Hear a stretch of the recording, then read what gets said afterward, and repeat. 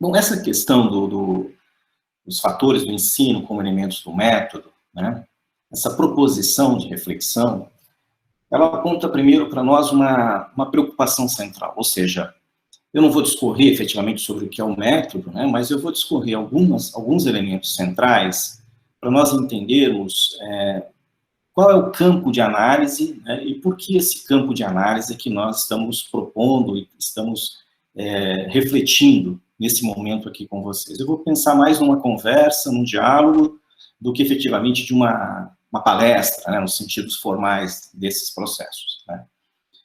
E, nesse sentido, o que eu penso sempre é que, quando nós estamos tratando da questão do método, é necessário já demarcar um diálogo do ponto de vista de qual né, de qual lugar, mas, sobretudo, de qual visão social de mundo nós estabelecemos a nossa leitura, né?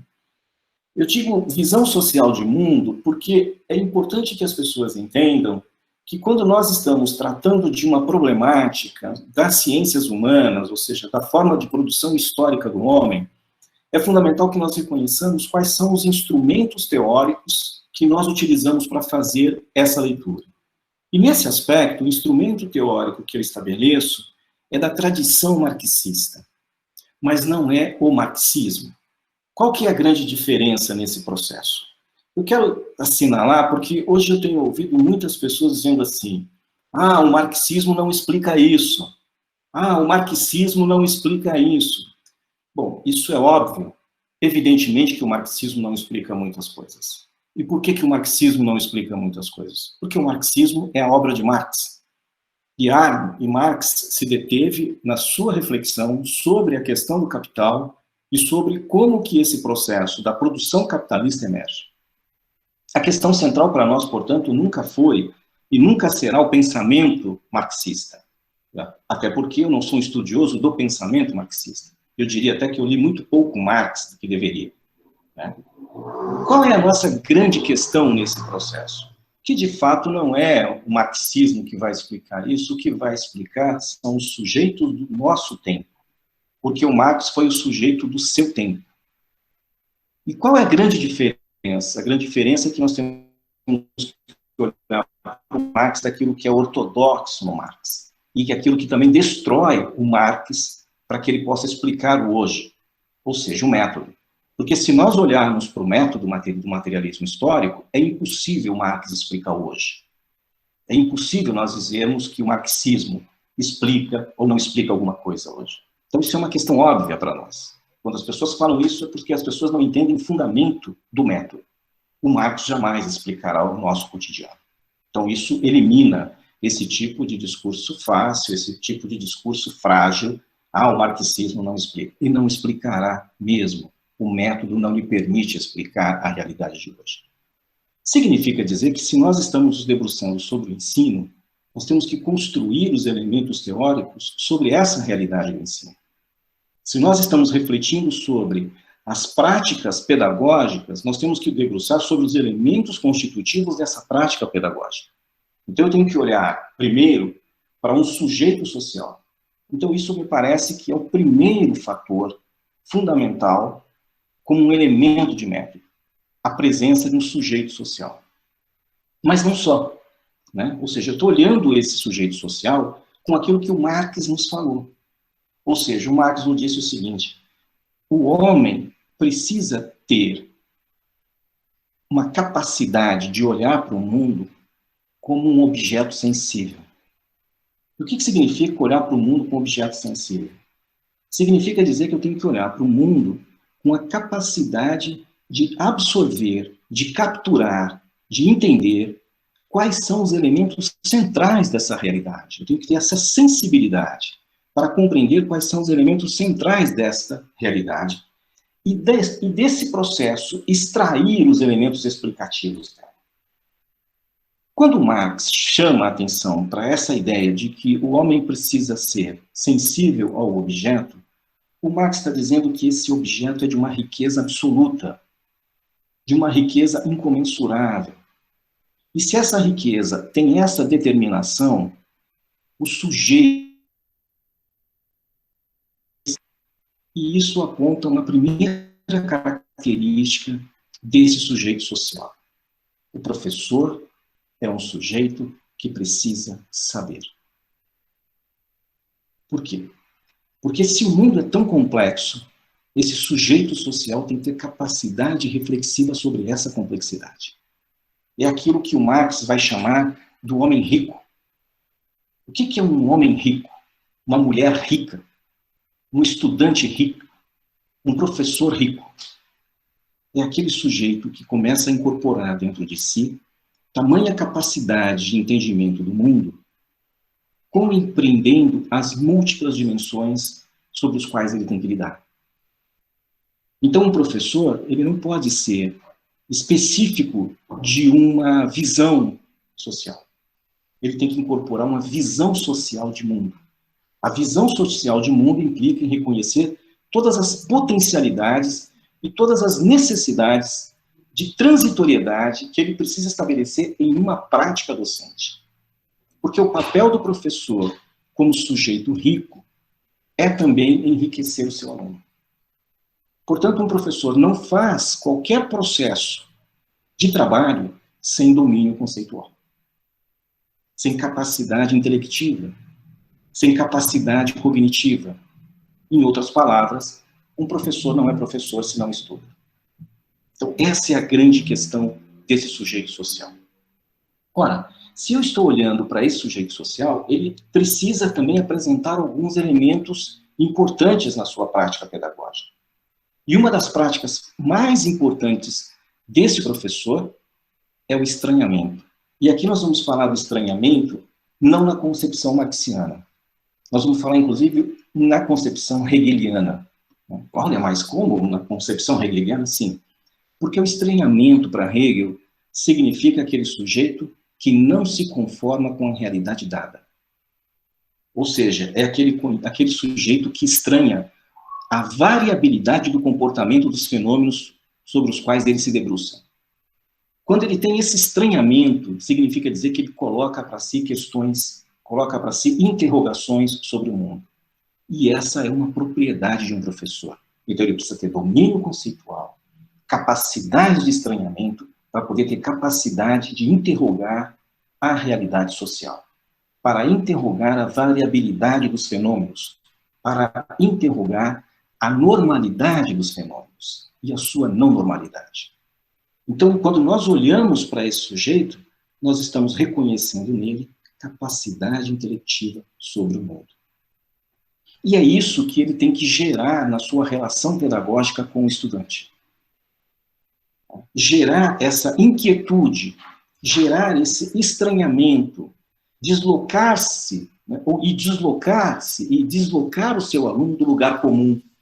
E veja, quando nós chamamos de lugar comum, nós falamos exatamente que é deslocar o aluno do seu próprio cotidiano. Então, essa é uma tarefa fundamental do professor. Mas como que ele faz isso? Bom, ele faz isso com elementos constitutivos do cotidiano, evidentemente. Por quê? Porque ele precisa captar aquilo que nós chamaríamos de uma zona de desenvolvimento, né, o que o Vygotsky vai chamar de uma zona de desenvolvimento proximal. Ou seja, eu tenho que criar algum tipo de interlocução com o meu aluno sobre esse processo enriquecedor que é a construção do conhecimento com ele. Então eu tenho que criar esse mecanismo de interlocução. Mas eu não posso me deter nesse mecanismo de construção. Eu tenho que fazer com que o aluno avance nesse processo. O que significa avançar nesse processo é reconhecer que o conhecimento está em movimento. E ao estar em movimento, eu preciso produzir esse movimento intelectivo junto ao estudante, junto ao meu aluno. Como que eu promovo isso? Questionando e apresentando domínio conceitual. Mas qual é o tipo de domínio conceitual? Qualquer domínio conceitual? Não. Um domínio conceitual que tenha a capacidade crítica, que tenha interação com aquela dimensão que o aluno já tem, mas, sobretudo, que aponte para a desestruturação de determinadas formas de leitura que o estudante tem. Para ele sair daquilo que nós chamávamos sair do lugar comum, sair do seu cotidiano. Por isso que quando a gente faz algumas leituras críticas, por exemplo, olhando lá o escola-novismo. O escola-novismo vai defender, olha, é importante que o aluno conheça a sua realidade e o aluno seja responsável pela sua própria trajetória de formação, e esse aluno, ao ser responsável pela sua trajetória de formação, ele vai desenvolver e vai, o que está acostumando a gente dizer agora, aprender e aprender. Não é verdade. Porque se o professor não deslocar o aluno do seu cotidiano, e se o seu cotidiano é restrito, não é rico, portanto, eu estou condenando o aluno à mesmice. Eu estou condenando o aluno a reproduzir aquilo que ele vive, e não a fazer aquilo que o Marx diria, reprodução intelectual do mundo para a superação desse próprio mundo. Então, é um processo dialético em que, quando eu, como professor, começo a desestruturar o lugar comum, eu crio aquilo que nós chamamos, o que Marx vai chamar de abstrato negativo. O que é o abstrato negativo? É transformar aquilo da zona de desenvolvimento proximal de um aluno em uma outra dimensão conceitual, a partir de elementos concretos, a partir de análise concreta da realidade. Eu até outro dia mencionava isso, né? Mas como que eu faço isso? Então, eu estava até comentando, dizendo, o aluno pode fazer isso a partir do entendimento dos processos erosivos. Né? O aluno está olhando lá, tem solapamento, tem desmoronamento, e eu começo a construir conceitos intelectivos para o aluno e associar esses conceitos intelectivos com os movimentos de massa e com os processos geomorfológicos e assim por diante. Então, quando o professor tem domínio conceitual, ele faz essa transição.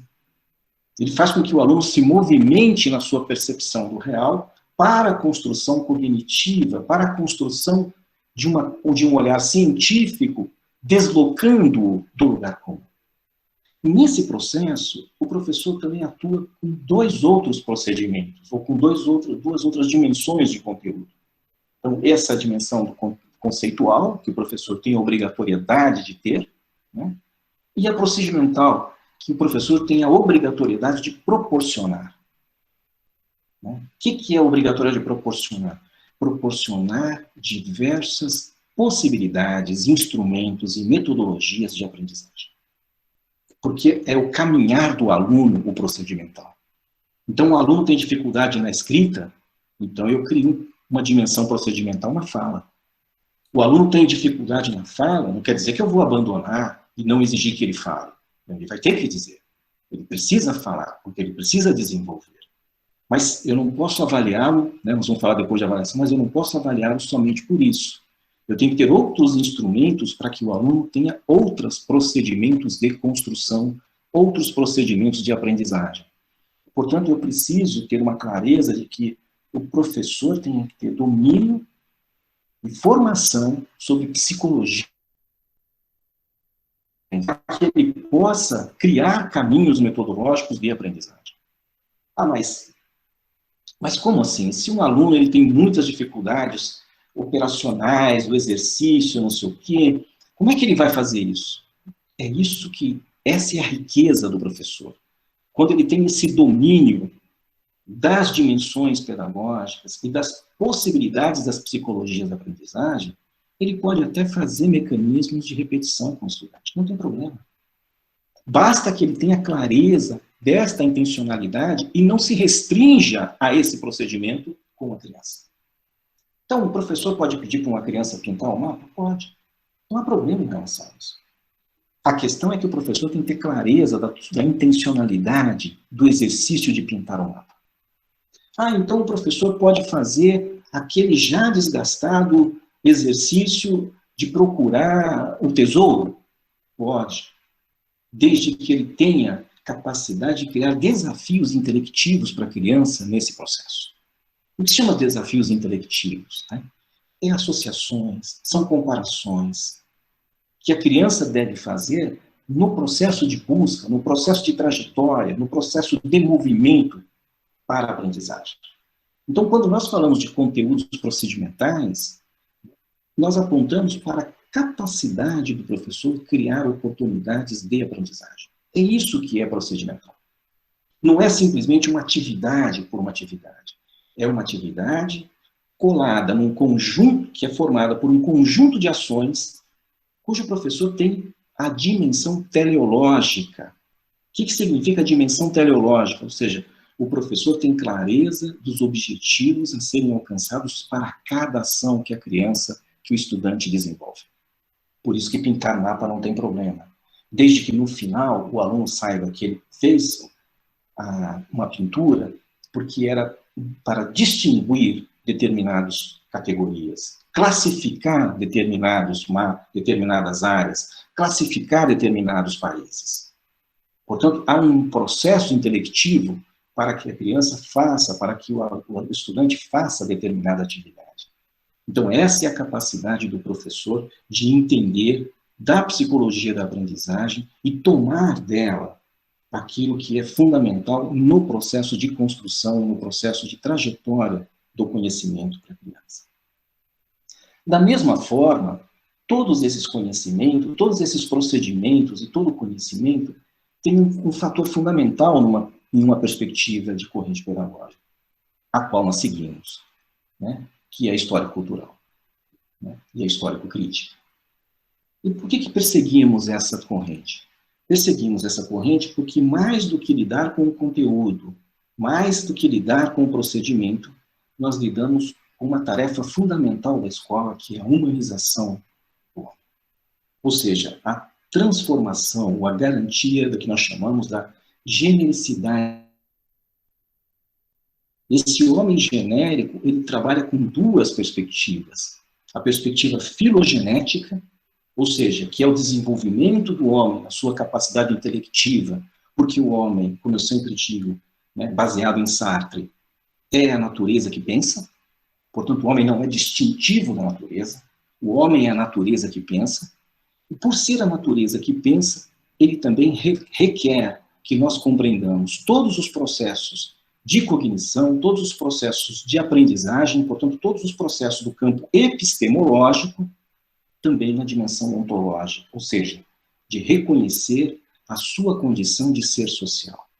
Significa dizer que tanto o professor como sujeito social, como o aluno como sujeito social, estão determinando um processo de ensino-aprendizagem cujos conteúdos abarcam a dimensão de vida do aluno e a dimensão de vida do professor. E é por isso, por exemplo, que nós não podemos nos filiar a correntes do positivismo. Por quê? Porque uma das questões fundamentais do positivismo é a neutralidade. E a neutralidade gera o quê? Gera indiferença. Se eu quero humanizar, como é que eu posso ser indiferente? Como é que eu posso tratar o conteúdo desta forma? Ah, mas o positivismo tem uma visão factual. Se ele tem uma visão factual, ele perde a processualidade. Se eu perco a processualidade, como é que eu entendo as dificuldades de aprendizagem desse aluno que chegou na 7ª e na 8ª série com várias deficiências formativas? Portanto, essa dimensão factual não me permite respeitar a processualidade de construção desse sujeito. Essa visão factual, essa visão fragmentada. Então, por isso que eu não posso me sustentar nessa corrente pedagógica, nessa matriz filosófica. Por quê? Porque ela não dialoga, ela é contraditória em relação àquilo que eu penso e àquilo que eu desejo do ponto de vista da humanização. Então, o que nós estamos falando nessa trajetória de humanização? Nós estamos falando que um dos fatores desse processo, que são os conteúdos, que são procedimentais, que são conceituais, eles também são atitudinais. Se são atitudinais, significa dizer que eles corroboram para uma visão de construção cooperativa, de uma construção humanizadora, de uma construção de partilha, de uma construção de comunhão no processo do conhecimento e no processo da vida. Porque se nós não apontarmos para isso, nós apontamos para a criança a competição e a barbárie. E a competição e a barbárie já é isso que ela lida cotidianamente. Portanto, se a escola não é algo transformador no cotidiano, lembra que eu estou falando de sair do lugar comum? Se o lugar comum é a competição, se o lugar comum é a segmentação, é a segregação social, e a escola simplesmente reproduz isso, ela não produz o sujeito rico que nós precisamos. E se o professor não é atento a isso, não é o sujeito rico que deveria estar à frente das crianças trabalhando. Então, quando nós estamos falando desses elementos, nós estamos construindo, efetivamente, formas de pensar o processo pedagógico a partir de um método. Mas não de um método abstrato, de um método prático, dialogando sobre a nossa prática absoluta na nossa relação cotidiana com os estudantes. E isso nos aponta, portanto, uma dimensão de currículo. Então, o currículo, ele não pode ser uma coisa abstrata. O currículo, e também não é uma mobilidade total, ou seja, o currículo não é o currículo de cada dia, como se fosse o pão de cada dia. É importante que a gente pense isso, porque senão, a cada momento que aparece uma notícia na TV e no rádio, nós vamos transformar aquilo em conteúdo de sala de aula. Não é assim que funciona. Porque senão nós perdemos a dimensão daquilo que nós chamamos da possibilidade de domínio genérico dos conhecimentos. Genérico no sentido não de casual, de comum, genérico no sentido daquilo dos conhecimentos mais amplos possíveis que você tem que dar conta como estudante. E que se você ficar preso àquela dimensão do cotidiano, que a cada notícia vira a aula, você perde a objetividade e perde a dimensão teleológica de formação do sujeito. Você deve criar mecanismos de articular o conteúdo. Articular um conteúdo a um currículo proposto. Que são coisas completamente diferentes. Porque o currículo não é uma proposição de conteúdos. O currículo é uma proposição formativa dos estudantes. E, portanto, ele pode dialogar e fazer um processo importante de interlocução, de diálogo, de interação com aquilo que aparece cotidianamente. E por que é importante pensar no currículo? Porque, ao contrário do que muitas pessoas dizem, não é o professor o mediador. Os mediadores na sua prática pedagógica. O livro é um deles. A estrutura curricular é outra. A organização da escola é outra. São elementos mediadores. Mas mediadores para quem faz a mediação. E quem faz a mediação é o professor e o aluno. Aqui, portanto, acabamos com aquela ideia de que o professor é o possível facilitador do processo pedagógico, acabamos com a ideia de que é o professor que faz a mediação do conteúdo. Na verdade, o professor faz com o aluno o processo de mediação. São os dois sujeitos do processo pedagógico que fazem a mediação. E o que é a mediação? A mediação é a relação intelectiva e transformadora que o homem faz sobre a sua realidade.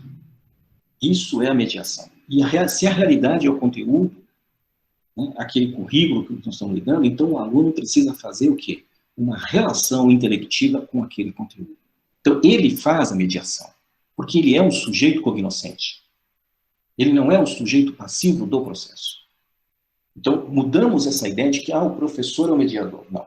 O mediador é o conteúdo. E aí veja que, repito isso, quando o professor não tem domínio, que mediação ele faz? Quando o professor não sabe como ele se apropria desse instrumento mediador que é o conhecimento. Mas existem diferenças de mediação? Existem diferenças de mediação, existem níveis de mediação. O Mesaros vai dizer que existe mediação de primeira natureza e mediação de segunda natureza. Ele vai dizer que a mediação de primeira natureza é a mediação que transforma a realidade e liberta o homem a partir do seu conhecimento sobre o mundo, ou seja, daquela atividade intelectiva que nós estamos falando há pouco. E ele vai dizer que a de segunda natureza é que ele vai chamar de alienação. Eu tenho uma leve discordância em relação a isso. Porque quando você precisa adjetivar um conceito, significa dizer que ele não explica tudo. E se ele não explica tudo, significa dizer que tem algum problema no conceito. Né? Eu diria até que se eu fosse um homeopata, eu seria um unicista. Né? Ou seja, você olha para o conceito e o conceito tem que te dar uma resposta explicativa sobre o real. Porque ele emana do real. Essa é uma questão fundamental. Todos os conceitos e todas as categorias emanam do real, não emanam da nossa cabeça. Né? Nós simplesmente conseguimos compreender esses processos a partir de uma análise crítica da realidade. Ora, se mediação de primeira natureza é isso, e a mediação de segunda natureza é alienação, é melhor que se chame de alienação. Porque, na verdade, o que o professor, quando não consegue dar essa dimensão de riqueza e dimensão de análise crítica do processo pedagógico, ele não está fazendo mediação. O que ele está fazendo é intermediação. Esse é um problema no processo pedagógico. O professor faz uma intermediação de conteúdos, o professor faz uma intermediação de atividade. Ele passa um mapa para pintar, ele passa um livro para ser lido, então ele passa coisas. Então ele é simplesmente um passador. E ele faz, portanto, o que nós chamamos de intermediação. Os gregos chamam isso de metaxe. E a mediação é o que o Marx chama de praxis. Por quê? Porque ela é uma intercomunicação constante entre teoria e prática. Se essa intercomunicação constante entre teoria e prática significa dizer que se trata de um movimento, de uma ação reflexiva constante do sujeito. E aí, portanto, isso é mediação. Então, eu sempre acho que há uma mediação ou há uma intermediação. A intermediação é um construto da alienação, em que o professor não interage, em que o professor não busca efetivamente transformar essa realidade e assim por diante. Mas esse processo se estabelece em um ambiente específico, que me parece que é um outro fator fundamental do ensino. E que essa coisa da pandemia coloca para nós uma dúvida sobre essa espacialidade. Ou nos exige recriar essa espacialidade e fazer com que os alunos compreendam que essa espacialidade ainda existe, que chama-se aula.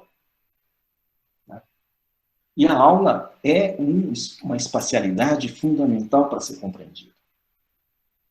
Por que nós estamos dizendo isso? Porque, ao contrário do que as pessoas dizem, aula não é um horário em que você vai ali e encontra com alguém. Ou você vai ali, simplesmente. Né? E a aula é importante nós pensarmos a aula como uma dimensão de espaço e território. Né? Já que nós somos geógrafos e estamos falando de um ambiente, portanto, nós estamos falando de um ambiente que tem tempo, que é uma dimensão temporo-espacial. A aula é uma dimensão temporo-espacial. É uma dimensão de tempo de relação e é um espaço de relação. Por isso que é importante olhar a aula. Não é um quadro horário. É um momento de relação social. E quando nós olhamos a aula como um momento de relação social, e, portanto, nós construímos uma dimensão de espaço, porque é um momento, né, e um momento de existência, ela é espaço na medida em que ela é constitutiva do que nós chamamos de devir humano. O que é o devir humano? O homem produz o espaço ao primeiro momento que emite uma intencionalidade e uma clareza de projeção sobre o mundo. É aí que é uma imanência na vida humana. Não é possível pensar no espaço sem que seja dessa forma, como uma imanência.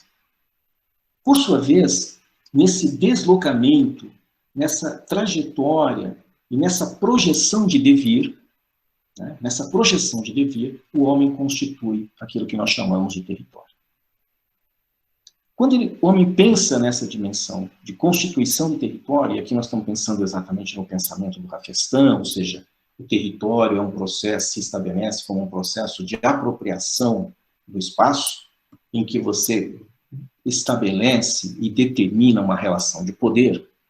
Portanto, é necessário saber como que o professor viabiliza, como o professor concretiza espaço, tempo, aula em território. Ou seja, não pode ser por intermediação. Porque se for por intermediação, aquilo não é território. Porque se não há mediação concreta, porque a mediação concreta é a apropriação. Intermediação é passagem.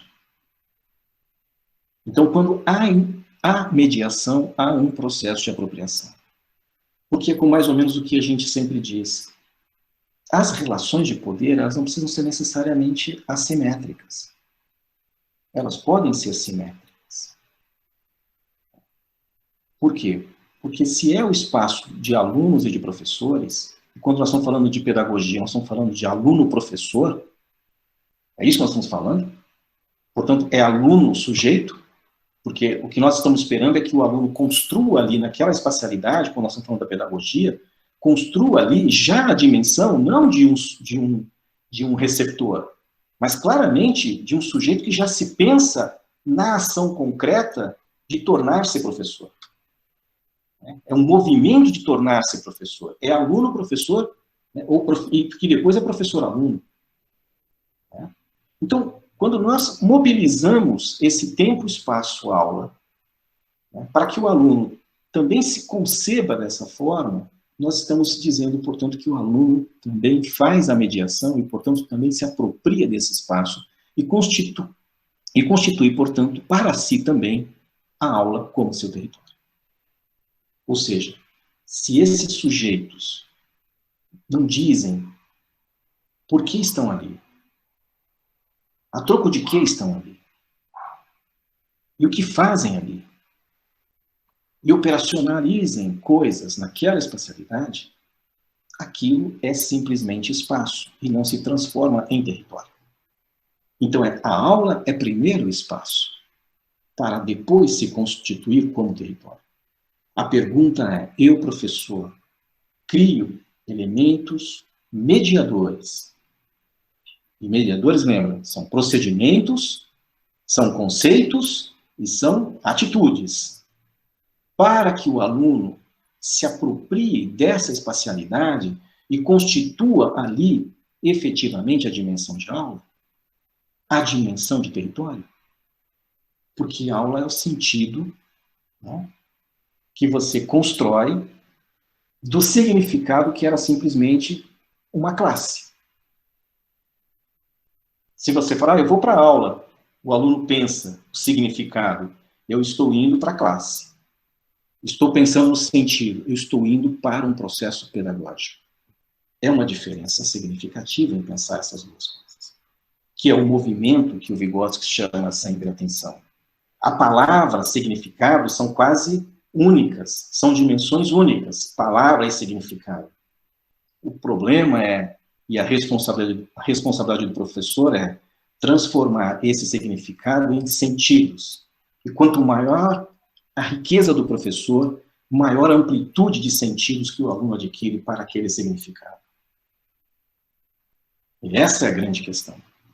Porque aí um aluno olha para um sujeito e diz, bom, território, sim, se o aluno tem dimensão de amplitude de sentidos, ele diz assim, bom, território para o Rafestão é uma coisa. O território para o Rogério Rasbart é outra. O território para o Milton Santos é outra. Significa dizer amplitude de sentidos. Essa amplitude de sentidos só pode um professor construir se ele tem formação. Se ele tem capacidade intelectiva para fazer a mediação da aula nesse processo.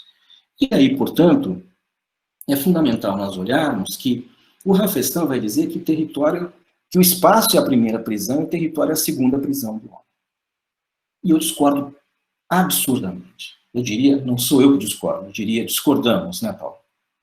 Absurdamente disso. Por quê? Porque o território, se é a expressão de apropriação, se é a expressão de uma determinação histórica humana, ela só pode ser a liberdade. E se ele não é a liberdade, é porque não é território do sujeito. É só o espaço, onde ele simplesmente executa a ordem de alguém. Executa papéis que lhe foram dados, sem autonomia, sem criticidade e sem capacidade libertária. Por isso que é muito difícil pensar num espaço pedagógico dessa forma. Hoje, por exemplo, eu me frustrei completamente. Eu entrei para uma aula na expectativa de que os alunos tivessem tomado a posição de trazer as questões para o diálogo, portanto, tomar a posição de se apropriar daquele espaço, e simplesmente se negaram. Para um professor, não existe coisa mais frustrante do que isso. Quando o aluno renuncia à potencialidade de transformar esse espaço em território. Porque aí o aluno quer o quê? Que é o professor protagonista que não lhe dá o fundamento para o exercício da sua constituição intelectiva. E o fundamento para a constituição, para a sua constituição intelectiva, chama-se trabalho. E aí nós caímos no outro fator fundamental que se chama atividade. E atividade para nós significa trabalho. E trabalho em processo de aprendizagem não é do professor. Não é unicamente do professor. é do professor e do aluno. Por isso que quando nós pensávamos lá que a atividade tem uma relação direta com os 3 elementos conceituais, e diria, é papel do professor construir procedimentos para os alunos, na verdade a gente pode dizer o seguinte, é papel do professor dar trabalho aos alunos. Literalmente isso. Trabalho no bom sentido do termo. Trabalho como uma operação intelectiva, como a dimensão da praxis, com a dimensão da autonomia do sujeito na construção do seu... E nós não pensamos a atividade numa visão do de Crowley, né?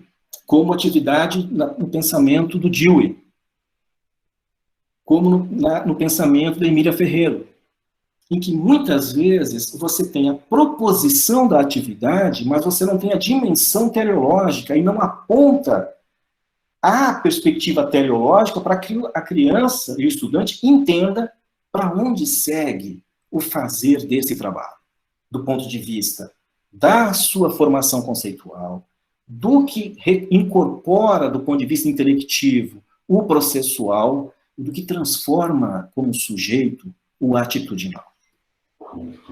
Então, quando nós pensamos na atividade, a atividade é um construto de trabalho, de aluno e professor.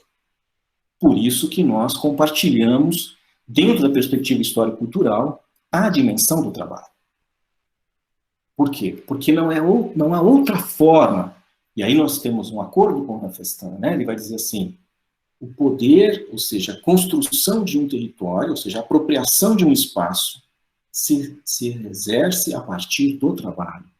Um trabalho intelectivo, um trabalho manual, um trabalho que determine, que dê forma, que dê conteúdo, que dê identidade àquele espaço na perspectiva da ação do sujeito. Portanto, na consolidação de um território. É esse o movimento intelectivo que uma atividade pedagógica deve conduzir. E é por isso que nós reunimos aqueles elementos todos conceituais. E significa dizer que necessariamente incorpora um outro elemento fundamental com o qual quero terminar, que se chama avaliação. E aí percebam, diante disso, como professor e aluno trabalham, a avaliação não é a avaliação do aluno, ela é simultaneamente a avaliação do professor. Não é como pensar um processo de avaliação de um aluno sem que o professor se coloque na condição de desenvolvimento dos processos cognitivos que o aluno fez. E isso está na construção da atividade. Ou seja, quando um professor constrói a atividade, ele tem a dimensão teleológica, que nós dizíamos, ou seja, o que é o teleológico? Tele, distância, lógico, conhecimento. Conhecimento à distância, ou seja, eu conheço o resultado do desenvolvimento do aluno antes mesmo que ele o faça.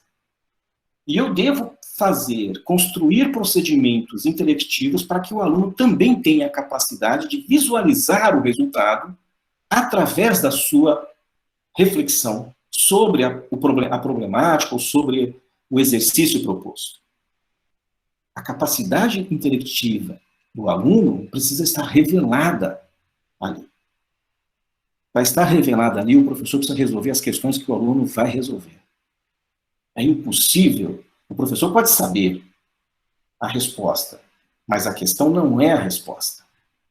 A questão é como o aluno construirá o processo de resolução do problema para chegar na resposta. Portanto, se o professor não tem capacidade de fazer o entendimento do processo de raciocínio da criança, do processo de raciocínio do estudante, ele não consegue formular atividades e estabelecer uma proposição para que o sujeito demonstre que conseguiu construir, desenvolver conhecimento. Essa é a grande diferença de pensar a atividade desarticulada da avaliação. Ou seja, quando um aluno faz uma avaliação, ele está avaliando o professor. Ele está dizendo exatamente qual foi a capacidade que o professor teve de fazer com que ele cruzasse o oceano para obter o conhecimento. Né? Pensando muito no Saramago, né? Ou seja, a ideia de que o caminho é mais importante do que a chegada, é exatamente isso, né? Então, quando o professor não tem a capacidade de ilustrar, né, no sentido mais belo dessa palavra, de ilustrar a vida do aluno, sendo rico para ilustrar a vida do aluno, ele não transforma a vida desse aluno. E ilustrar não é simplesmente o desenho. Também tem o desenho, também tem a arte. Mas ilustrar significa também tornar as coisas muito claras, tornar as coisas muito precisas desse processo, né? Essa é a tarefa do professor. E aí a avaliação, né, vira, né, ou se comporta efetivamente como uma avaliação do próprio professor, na medida em que ele também se coloca ali. Eu acho a coisa mais difícil do mundo é fazer uma prova. E se o professor não pensa assim, é porque ele está muito equivocado do seu papel intelectual. Porque quando você vai fazer uma prova, é que você vai dizer exatamente, você pode cobrar se você não deu? Mas tem professor que cobra aquilo que não deu. Não é que não deu no conteúdo, não. O conteúdo é uma bobagem. Cobra o que não deu como sujeito social. Porque não estabeleceu clareza para o aluno sobre o conhecimento, sobre o domínio conceitual. Não teve capacidade de apresentar inúmeras possibilidades de aprendizagem para os estudantes da forma procedimental e não construiu uma relação de empatia, e não construiu uma forma de vivência com os estudantes que pudesse romper com qualquer visão que nós chamaríamos da indiferença em relação à vida e à sua condição social. Para terminar, o que nós estamos querendo dizer com isso? Que aquela visão social que nós estávamos falando lá atrás, aquela visão social de mundo, implica em reconhecer que o professor é um sujeito classe. E se ele não olhar para isso, ele condena os seus alunos a ser eternamente classe subalterna. Ou seja, se é classe subalterna, para que ir à escola? Se você não vai romper os grilhões, se você não vai conduzir à liberdade. E é esse o papel da escola, e é esse o papel do professor. Muito obrigado.